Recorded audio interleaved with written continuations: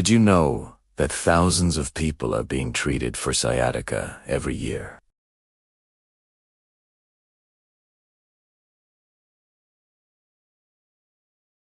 More than half of adults, over 55, who feel sharp, burning pain shooting down their leg are being treated for the wrong problem.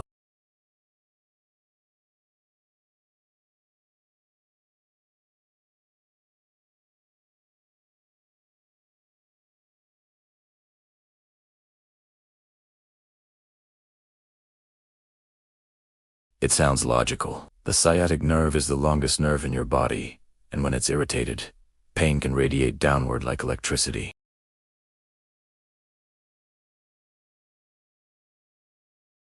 In many cases, the real problem starts much lower, deep inside the hip. This is why so many people say things like, "My MRI looks fine," or "The injections helped for a few weeks, but the pain came back." They're treating the spine while the nerve is actually being trapped somewhere else entirely.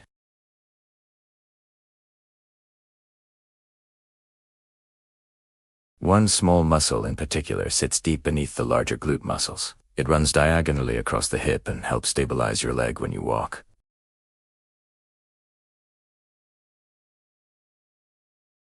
When this muscle becomes tight, inflamed, or shortened, it can squeeze the nerve like a kink in a garden hose.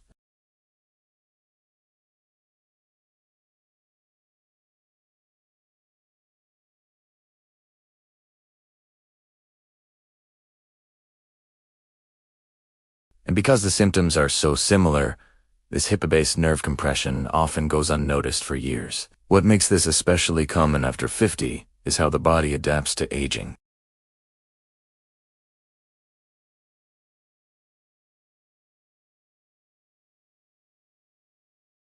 At the same time, the muscles that are supposed to support the hip joint weaken.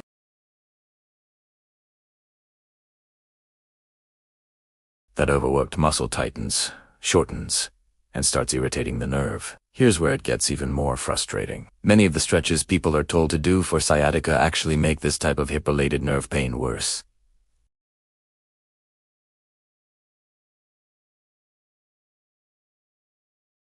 These movements increase tension along the nerve, but they don't address the compression happening in the hip.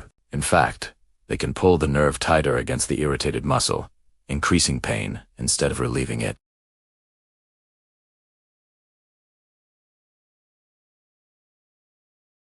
In reality, they're stretching the nerve while it's still trapped.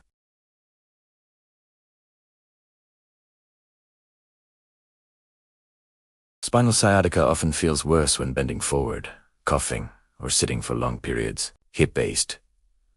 Nerve pain tends to flare when you walk, climb stairs, lie on one side, or turn your leg outward. Some people feel deep buttock pain that spreads down the leg without much lower back pain at all. Another clue is how quickly the pain changes with position. If standing up and taking a few steps suddenly makes the pain sharper, or if lying flat doesn't bring relief, the hip is often involved. And if you've tried back-focused treatments without lasting results, that's another red flag. Now here's the part that surprises most people. Fixing this problem doesn't require aggressive stretching, intense strengthening, or complicated routines. In fact, the most effective approach starts with calming the nerve first, not pulling on it. The goal is to create space around the nerve and restore normal movement between the nerve and surrounding tissue. This is where gentle hip nerve reset comes in. It looks almost too simple to be effective, which is why many people dismiss it at first, but the science behind it is solid. Nerves are designed to glide smoothly as you move. When they get stuck,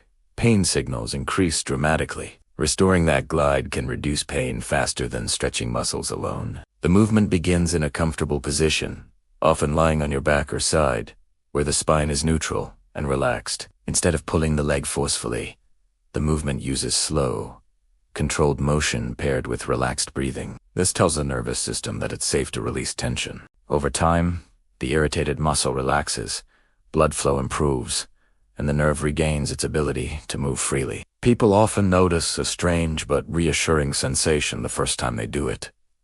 The pain doesn't disappear instantly, but it changes. It may feel less sharp, less electric. Sometimes it moves closer to the hip instead of shooting down the leg. This is actually a good sign. It means the nerve is decompressing and the irritation is reducing. Consistency is what makes the difference. Doing this gentle reset once or twice a day trains the nervous system to stop guarding the area. Within days, many people report they can walk longer, sit more comfortably, and sleep better. Over weeks, the pain episodes become less frequent and less intense. What's powerful about this approach is that it doesn't fight the body. It works with it. Instead of forcing muscles to stretch or strengthening through pain, it restores balance in the hip. When the deep stabilizers start doing their job again, the overworked muscle finally gets a break. And when that happens, the nerve is no longer under constant pressure. This is also why people who focus only on pain relief often get stuck. Pain is the alarm, not the problem. Quieting the alarm without fixing the cause just delays the next flare-up. Addressing hip mechanics changes the environment around the nerve, so the alarm docent need to keep going off. Another overlooked factor is breathing. Shallow breathing increases tension throughout the body, especially in the hips and lower back. Deep, slow breathing during these movements signals the brain to relax protective muscle contractions. That's why breathing is just as important as the movement itself. Many people are shocked to discover that after years of pain, relief begins with slowing down instead of pushing harder. They were told to stretch more, strengthen more, do more. But for nerve-related pain, less is often more. Precision beats intensity every time. It is also important to understand that hip-related nerve pain doesn't mean something is wrong with you. It doesn't mean surgery is inevitable. In most cases, it's a functional problem, not a structural one. The tissues are irritated, not broken.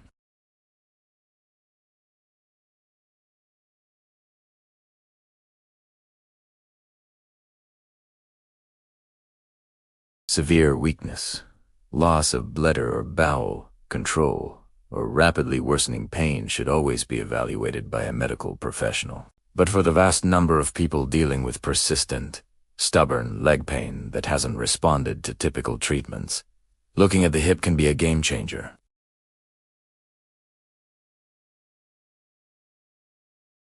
Muscles can relearn their roles. Pain pathways in the brain can reset. Age does not disqualify you from recovery. If you've been told you have sciatica but nothing seems to work, it may be time to ask a different question.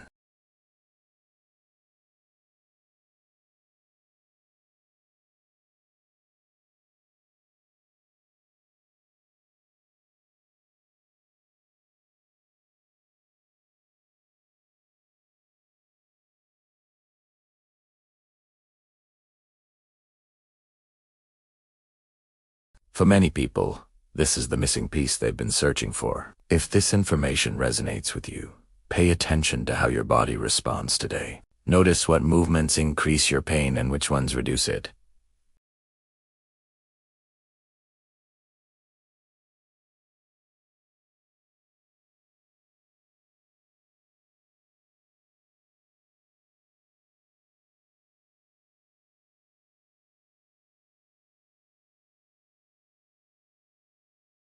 Thanks so much for watching, and be sure to subscribe for our next video.